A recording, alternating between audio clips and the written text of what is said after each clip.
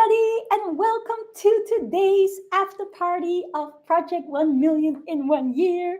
The after party called the Q&A Simplicity Scales.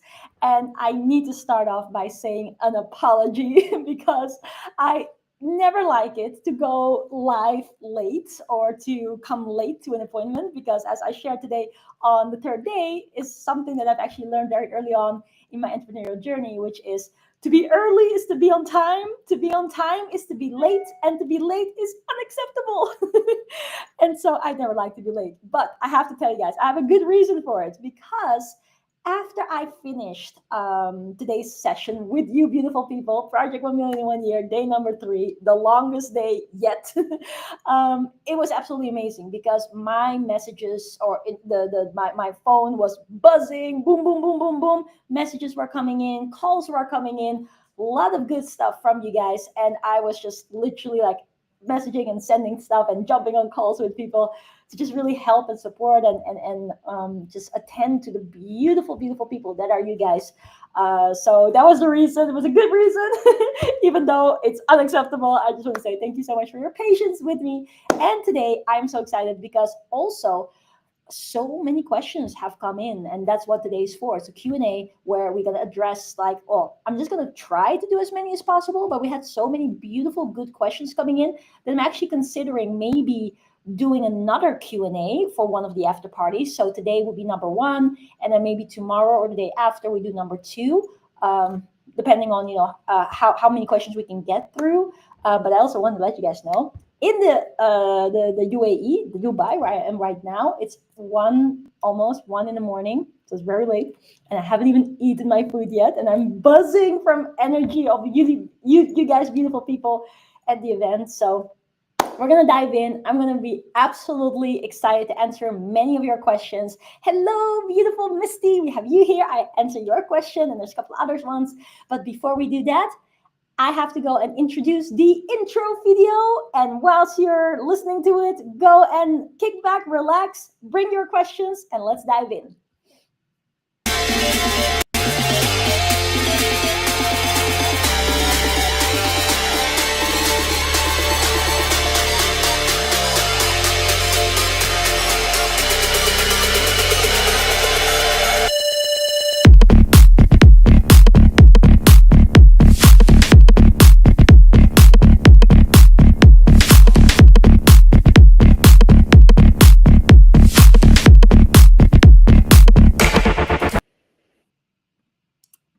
So once again, welcome everybody. Special Q&A. Big thank you to all of you guys. By the way, do let me know where you're tuning in from.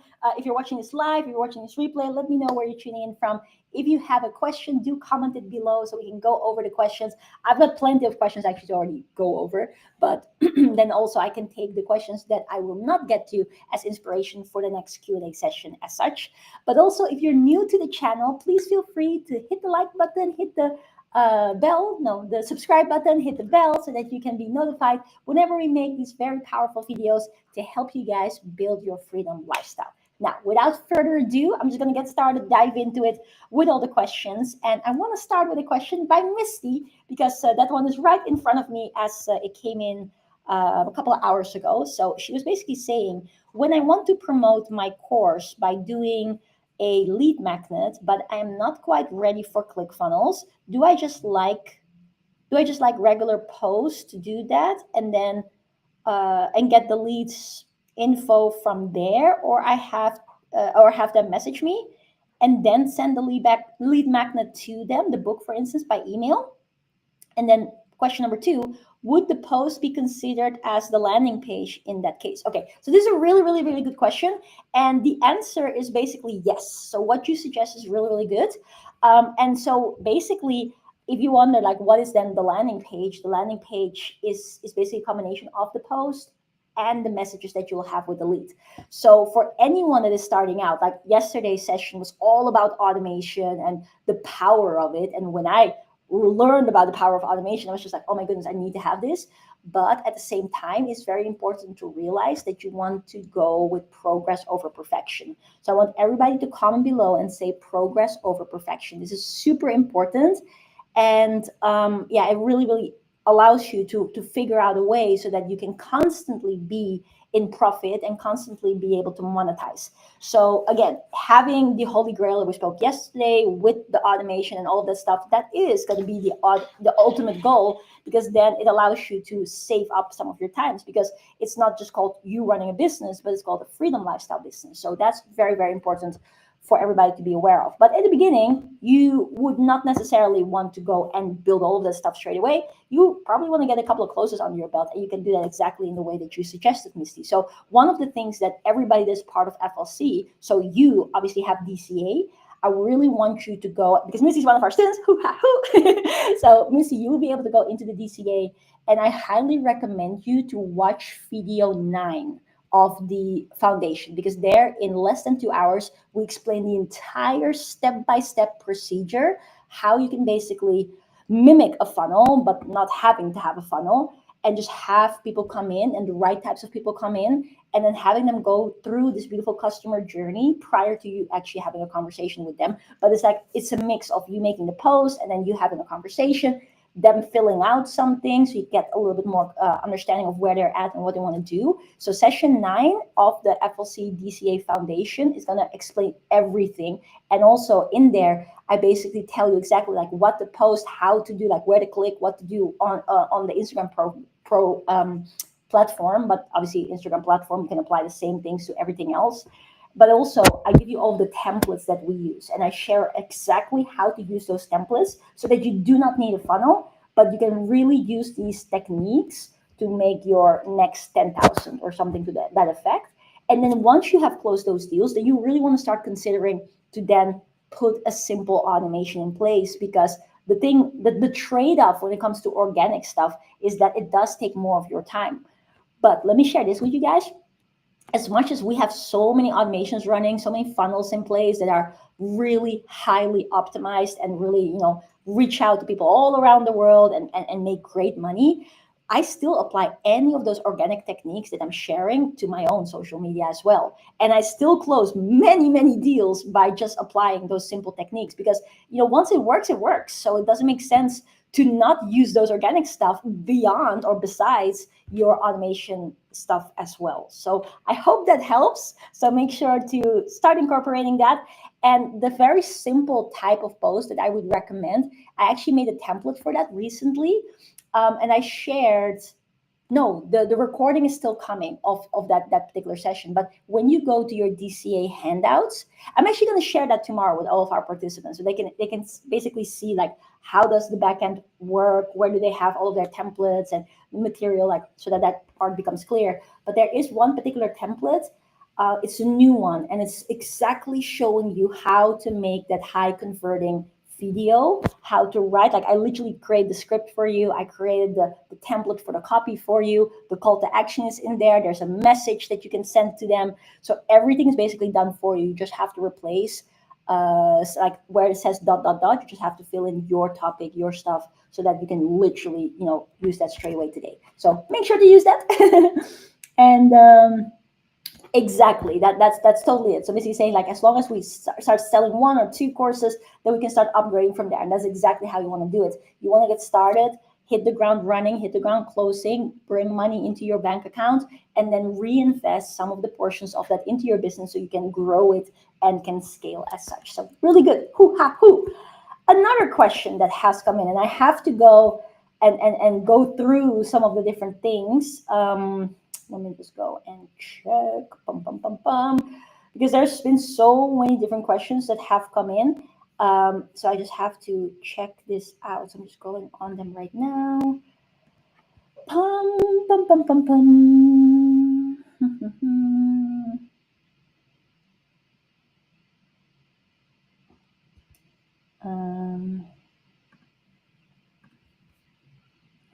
Where is that question?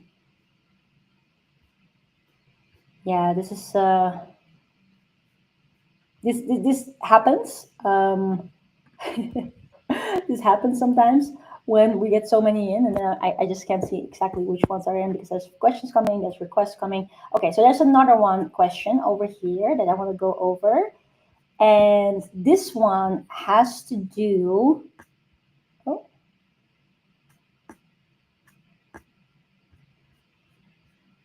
There we go. This one has to do with applying today's methodology to another industry than the, let's say, service provider, coaching, courses type of industry. So this one goes specifically about the restaurant industry. And so I really like this question a lot because a lot of the time we have people, they start learning all these different things about what we share and what we teach and, high ticket stuff, and then they wonder, like, does it also apply to my business? And the answer is 100% yes, because there's a couple of fixed elements that any business has. So the first thing what all of our businesses have, and that's actually, I want to say something funny. A lot of the time people say either I'm B2B or I'm B2C or whatever, all that sort of stuff. And this is actually something that Grant Cardone said that I very much resonate with. He said, we're all B to H. And what does that mean? We're all business to human because we're working with humans at the end of the day. And it doesn't matter if you are in a coaching industry, the knowledge-based industry, if you are in the restaurant industry, if you are in a, how do you say, the construction industry, as some of our clients are, or whether you are in real estate or you are restaurants. At the end of the day, the first fixed thing is that we're dealing with humans. The second fixed thing is that we need to be able to effectively communicate the value with that human. So allowing the person to see, and this is again the definition of sales in the way how we practice it, is that selling is surfing, and it's the spiritual process of empowering an individual to see a better future and to move them towards it. So with regards to that particular thing is true no matter what industry you do. Whether you are setting up your restaurant and you want people to not just have the most magnificent food, but to give people an incredible experience that makes them not just want to eat there once, but come back and come back again and bring friends and recommend the restaurant. That is one particular thing. But then also, it is like whatever else it is that you do, you want to allow the people to realize that when they come to you, they are valued. You're going to solve their problem. So make sure to write down this list. They're valued. You're going to solve their problem. And you're doing it in a way that they're going to be like, wow, the value of what you gave me is much, much more than the value of my dollars. So that in itself is another fixed thing. So number one, we're all dealing with humans, no matter what we do, unless you have a business dealing with aliens, then maybe it's slightly different. But then again, with aliens, I can imagine it's also the same communication process. But then number two, you need the art of sales. So learning how to do the sales. And then the third thing, and this is pretty much the same actually as just before, but the art of marketing. And so what does marketing actually really mean? Because for me, marketing and sales is one and the same thing, because it's just like a slightly different way of how you apply the same mother of all, which is sales, right? So what it basically means is that you want to find people to speak to. You want to find people to be able to allow them to know that your restaurant is the absolute best and they're going to have a fun time with their loved ones and all of these different things. So that also happens in all industries, whether you are in a knowledge-based industry, whether you are in the construction industry, whether you are in the salon industry, whether you are in the restaurant industry. So that's basically what we're working with. Those three things, those three particular places to be able to focus on. So the fact that we're all dealing with humans, the fact that we all need to effectively communicate sales, what it is that we offer. And number three, in order for us to do number one and two, we need to find those individuals. So with regards to that, and that's actually one thing that I want to also extra address, especially for those of you that are going to be part of the program and that are going to be, having your interviews, that you really realize that no matter, again, what it is that you're doing, especially from this empire perspective, like our mission with FLC is not just to help people do business, even though we do that very well. We help people build empires so that you can have, first you build the first empire or the first income stream, but then you can have another income stream and another income stream and another income stream. And once you've done the first one, it's much easier to build many more thereafter because you're going to apply the same principles. So what you will also probably see is that you're going to have different businesses in different industries that are maybe symbiotic. That will be the best because then they're kind of like the one business feeds into the next business. But you're also going to see that it's again the same process, but it's just a slightly different way of having that communication. So that's basically the first part. And then the second part that I want to share is that then you just have to see, okay, the first question, and this is specifically for the question that came in about the restaurant business or the restaurant industry. But then the second thing is or the first thing with regards to that is that, okay, so where are my people? So for everyone that is part of Project 1 Million, you'll see that on day number 4 tomorrow, or for me, it's actually today already in a couple of hours because it's already past midnight. But day number 4, it's all about that. It's all about how do I find my people? How do I find my ideal clients so that I can have that conversation with them? I can effectively communicate with them. I can solve their problems and then start working with them in whichever capacity. So that's again the fixed part. So you then want to figure out, okay, where are your people? So say for instance that you are focusing all of the principles that you will be learning from Project 1 Million, from the FLC curriculum onto your restaurant. So then you have to figure out a couple of things. So I want to make one more detour before we actually get into the specifics of the question, and that is that there are two types of businesses essentially if you look at the time and age that we live in today. So you have the traditional offline businesses. So the traditional offline businesses are things like a restaurant, are things like where you work with people in a particular space. It could be that you have a store somewhere. It could be that you have a construction factory. Like there's a lot of different businesses that are old school basically, and you're doing it at a particular location, and you're mostly communicate with people in an offline setting traditionally. Now a lot of those businesses traditionally actually have seen over the last however many 20, 30 years maybe, well, especially 20, since the invention of the internet basically, but also before that a little bit, that it actually serves them very, very well to find more people and to actually bring more people to them. But then the second type of business, that is again like the more of the new school type of business, the online businesses, they basically typically already operate in a more global scale. But there's another significant difference between the traditional businesses and the kind of new school businesses. And that is that with the new school businesses, like an online type of business, you typically don't really need any upfront money to be able to get started. That's why we have so many clients that hit the ground running from scratch without the traditional cost that the traditional business brings. So if you say, okay, I'm going to open a restaurant, there is obviously a space that you need to rent out. There's gas that you need to pay for. There's light that you need to pay for. There's perhaps material that you need to pay for. There is perhaps team members that are going to be serving the food that you need to pay for. You probably need to pay for their education. So typically the traditional businesses are a lot more hardcore because you usually have to fork out some capital to be able to get them started. And then once you have them started, you need to, in most cases, OPM your way into that. And then you have to pay back those things, and then you're going to be in profit. Whereas with an online business, it's virtually zero.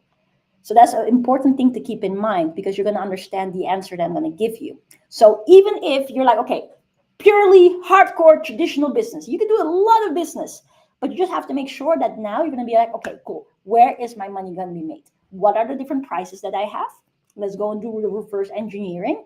And what is it going to require me to do to be able to get a certain amount of revenue in such that I can cover the costs and have profit in the end? So when it comes to a restaurant, you can basically see, okay, if you have the restaurant, what are the typical prices for the different meals? What are the amount of tables that I have? What is the typical time that it takes for someone to consume their meal and to have that experience with you? And then kind of do a back of the envelope calculation, like how many people do I have to come into my restaurant on a daily basis for me to make a certain amount of money per day? So even when it is a lower ticket type of situation, which is the case with a restaurant, because typically what's the price of a meal? Maybe like $50, maybe $100, maybe a little bit more than that, depending on the type of meals that you have. And obviously there's going to be a menu. So you're probably going to have a range of different options right there. Then there's not just the meal, but there's also the drinks and there's the dessert and all that sort of stuff. So you can typically dress it up in a way that it becomes kind of like mid-ticket. And then you can say, okay, that's going to be the intention, but more so, how can I allow people to really see that the experience that I'm going to have right then and there is phenomenal, that's priceless. Like I've had it before that I went to a restaurant setting and it was so beautiful. It really, like, still to this day, it was very simple. I went to a restaurant together with my dad in the center of Amsterdam. To this day, I even saved the the what's it called, like the receipt. I saved the receipt. That's how phenomenal the experience was, and it was something that mattered so much because the setting and the ambiance and whatever was going on in that restaurant allowed me to have one of the most beautiful conversations with my dad that to this day was just so life changing. And that's what makes a person feel good, that you see like, wow, the setting, the way how the people are greeting you, the way how the people are assisting you, the kindness, the no problem, absolutely, let's go, that sets the tone. And we might be thinking sometimes from maybe a more traditional mindset, like, okay, someone just comes here to have a meal. No, it's not. They come there to have an experience. They come there to have a particular, perhaps, conversation. They come there with people that matter to them. Some people come to different settings like that for business, and they want to have a beautiful setting so that they can close a deal. There's a lot more to it than just providing a meal.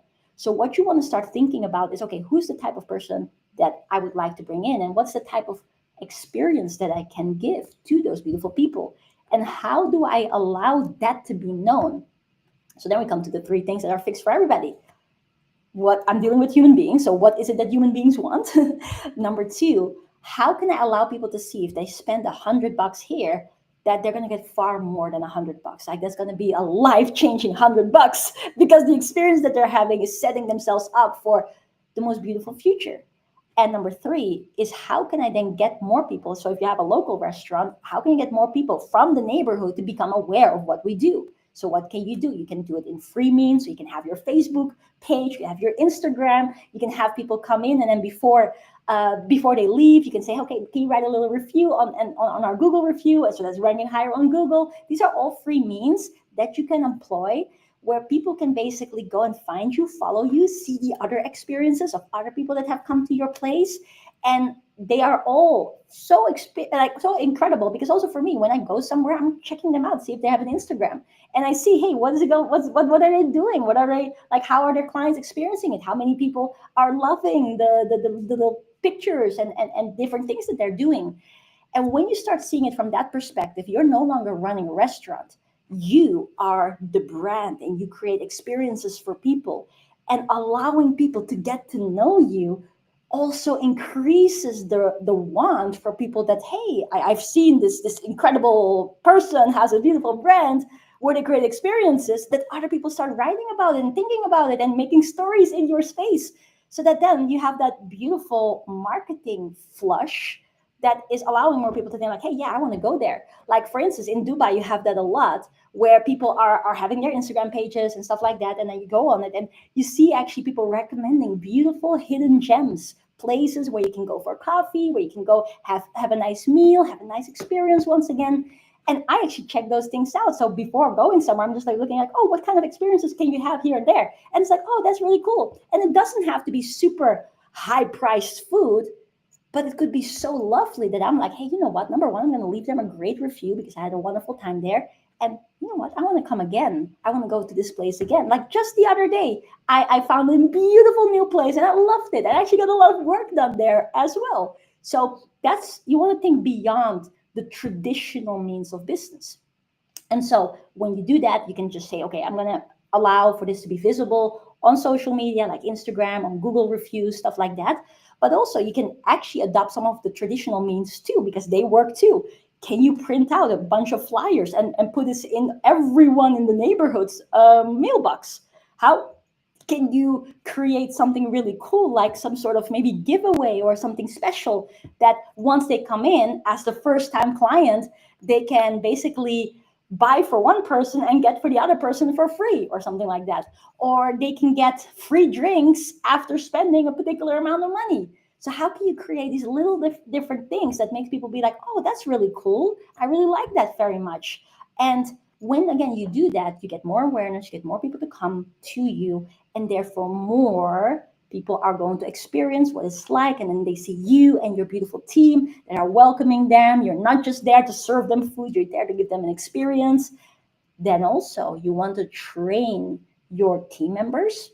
So you want to make sure that They are also aware of the power of effective communication. Like, definitely, the moment that I'm going to open a restaurant with my family, we're going to have all of the team going through DCA, because there is a beautiful art to the giving of an experience. There's a beautiful art to be understood, where you can allow yourself to really allow for that experience to be very, very beautiful, but also for that to result in a maximum amount of sales on that night. Not just the food, not just the drinks, also the dessert, also the this, also the that, and allowing all of that, not to necessarily say, okay, we're gonna feed the people until they go and leave the restaurant all round, but allow them to feel so happy and served that it really makes for a beautiful experience and for a profitable experience for you, and have people feel like, hey, this was so good, I want to come back.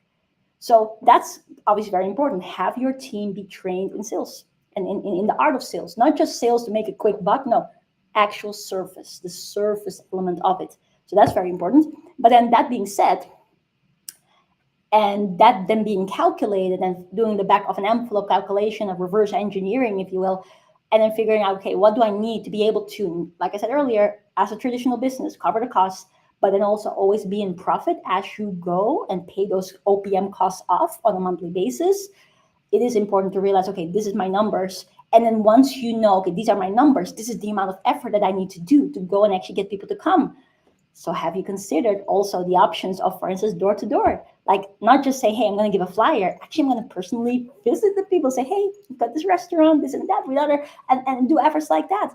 Or can you start thinking out of the box, where you can say, okay, besides us being a restaurant, we also cater for parties. So maybe for, let's say, local companies, if they want to have a lunch meeting, or they want to have a lunch or end of year party of this or that, then you can organize that. Maybe if you like, serving children, say a children's party, maybe that's, you're going to be themed in a particular way. Like, you're going to have a restaurant and then you have a pirates theme or something like that, so that children, they would love that, and they can dress up like pirates, and then they come in, and then maybe your staff is going to be in pirate dressing or whatever.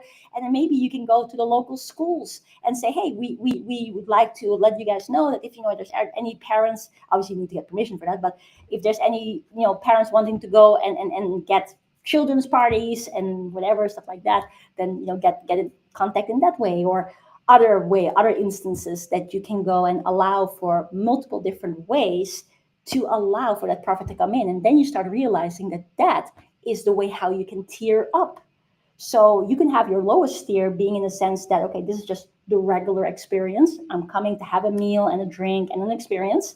But then the tier 2 could be an organized party, where you organize parties, or you organize things for parties of 12 people. Then you know that, hey, wait a second, if 12 people are going to come, there's obviously the cost for the catering of it, for the dressing of it, for the team members to be dressed up and ready for the occasion, with the if it's a birthday situation, with the cake and the candles and the singing, or if it's for more of a corporate setting, something else to make it very, very beautiful and perhaps custom branded, that you can offer for a lot higher. That could be your tier number 2, so that you're no longer just doing this thing, you have another stream of monetization.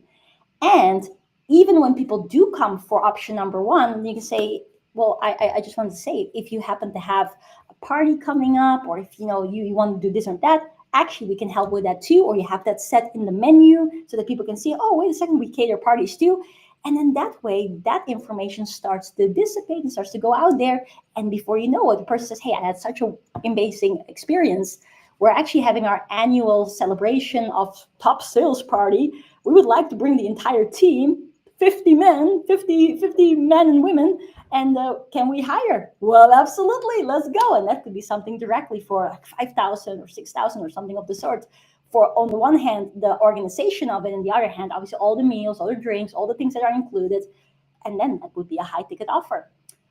Another thing that you can start thinking about, and this is important because this is where old school meets new school, is could you do something that is kind of like a hybrid, where you can say, and this is a specific business term for it, which is called line extension.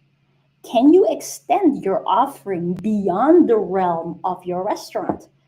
For instance, if you have a restaurant and you specialize in the Italian cuisine, for instance, right? And you love that, you can actually say, hey, I can do a lot more than all of the incredible things that I just mentioned. Maybe you can say, hey, we can offer off the shelf products. So maybe you can say, hey, we have our beautiful oils, like olive oil or this or that or whatever, stuff like that. Or maybe experiences as well, like cooking experiences. Maybe you can have cooking classes, but also maybe you can offer some knowledge-based thing that is zero cost upfront, but could maximally impact people. Like, for instance, if I say this, for instance, like experiences, cooking classes, how about having a beautiful cooking book that you offer for maybe $30? That is something that you can then give. And then once, and this is a very important thing, once someone buys a cooking book, what does that share? It shares that they're interested to learn more about that. They're interested to actually master a particular skill, which probably also means that they'll probably want to have some help along the way. So maybe when they start buying the cooking book, which maybe not everybody will do, but some people will, then the next step is to say, hey, I love that you have the cooking book. We actually offer cooking classes. We have cooking classes in-house, so you can come with a party of a couple of people into the setting, into the kitchen, and we're gonna go cook pizzas or whatever, or even online, where you can extend that experience to the online space, and then no longer just be connected to the local environment where you are based with your restaurant, but actually to have people experience it from all around the world. And that's another way how you can then start thinking, oh, I can actually make my income that way as well. And that's another thing that you can add to your social channels, which are already global anyways. And then things start to really grow. And who knows what can happen next? Maybe a next thing could be that you say, hey, you know what? How about franchising? How about me opening more locations? Now, that's usually something that happens a little bit later down the line, but it doesn't have to be. Like my old business partner and mentor and brother from another mother did that really quickly. He opened 52 franchises worldwide in a record number of, I think, only 2 years or something of those of the something along those lines. So nothing does have to happen like in the old way of thinking, like, oh, it happens over a 45-year plan. No, not at all. But it's just that you want to gather all of those thoughts. But what is most important to realize is that you got to start somewhere. And that's why in the way how we provide our education to our beautiful community is all structural education, meaning that it applies to any and all businesses, any and all people. Even if you don't have a clue what to do just yet, then we help you step by step on how to figure out what is it actually that would be best for you, and how can we make the process efficient, not just efficient in terms of the execution, but also cost efficient. That is not going to take you $5 million up front to be able to start it, but you can actually start with pretty much zero up front and start making money first and then reinvest that money into the business. So we also help in really figuring out, like, what is the proper time scale to go about different things. Maybe if you have two particular goals, you can say, hey, wouldn't it be more wise to start with this one first so that I can maximize on actually building capital first and then launch this other thing, which is a lot of the time what happens when we speak to our students. They have this wild plan to do this, that, or the other, but then we're like, hey, that idea is really good, but it's probably a little bit later in your timeline than the beginning phase, because the first goal that we always have is that we want people to make money. You need you guys to have cash flow, because cash needs to flow, because if you don't have cash flow, then at some point you're not going to be capable of doing this or prolonging this, because then you're just running a charity, which is beautiful, but you need to remember, you have to put food on the table, you have to pay your bills, you have to look after yourself and your family members. So then it's not sustainable if you're not making the money. So that is always priority number one. But what so happens to be is that no matter what your business is, the first three principles that I shared earlier apply to everybody, basically, no matter what kind of business that you have. So I hope that makes sense. It's a little bit of a long answer. I did it a little bit more broad because I think then it can apply to so many more people. But yeah, that's basically the extent of it. Now let me go and look for another question that I saw, but I do have to look at my time as well. It's already 1:30 in Dubai. Maybe I'm just gonna call it a night, and then just let me share it hereby. We're just gonna have another Q&A session so that I can make sure to have plenty of rest as well and be full energy for tomorrow's session. Because tomorrow's session, day number 4, it's gonna be so amazing. And I literally cannot wait for everybody to experience that. So people that are part of this Project 1 Million in 1 year, bring your tissues. You're going to cry tomorrow, or I'm going to try at least to make you cry in all good ways. If you're watching this and you're not part of Project 1 Million yet, then join us on our next one in a couple of weeks. So Project 1 Million in 1 year.com is the link. You can register. It's completely free of charge because we're doing this to make this world a better place, because everyone has the right to be free, but is physically free, mentally free, spiritually free, and financially free. And we are sick and tired of seeing people struggle, and we want to solve that. So we're going to solve your problem as such. So join our next event. But for those of you that are part of this one, get ready, because tomorrow is going to be so powerful. You're going to realize that there's nothing anymore that can stop you in achieving your beautiful goal, and you're going to feel so empowered to just do it now. So on that note, I'm gonna go. We're gonna have another Q&A probably tomorrow or the day after. But yes, thank you so much, Misty. I'm gonna go. If you're new to the channel, make sure to hit the like button, to hit the subscribe button, to hit the bell, because we're making daily content to empower you guys on your journey to your freedom lifestyle. And I cannot wait to be part of it. Just some more, so we can actually help you get there. So on that note, I'm gonna go. See you guys tomorrow on another episode, and see you guys tomorrow for day number 4 of Project 1 Million. Mwah.